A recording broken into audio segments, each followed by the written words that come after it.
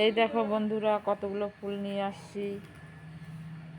1400 টাকার ফুল আছে। তোমরা হয়তো বিশ্বাস না করতে পারো, ফুল বাজারে একবার গিয়ে দেখো কেমন ফুলের দাম।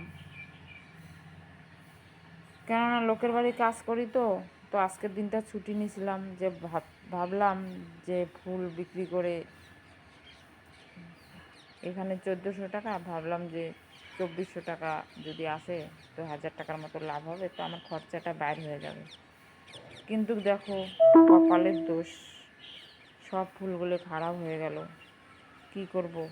না ফুলওয়ালাকে দোষ দিচ্ছি, না ভগবানকে দোষ দিচ্ছি। আমার এটা কপাল। মানুষে বলে না কথায়, কপালে না নাই ঘি ঠকঠকাইলে হবে কি। কপালে নাই আমার, তাই মানুষকে দোষ লাগায়, ভগবানকে দোষ লাগায়, কোনো লাভ নেই। নিজের কর্ম দোষ। আগের জন্মে কর্ম খারাপ করে আসলাম, এই জন্মে এই জন্যই কিছু করতে পারতেছি না। অনেক দিন থেকে কাজ করি, ভাবি এটা করব ওটা করব, কিন্তু আগে যাইতে পারি না, কেননা কিচ্ছু হয় না। লাভ করতে গেলে লোকসান হয়ে যায় আমার। আমি অনেক কয়বারই ট্রাই করলাম, তো এটা তো কপালের দোষই হবে, তোমরাই বলো। বাই, গুড মর্নিং সবাইকে, ভালো থাকো।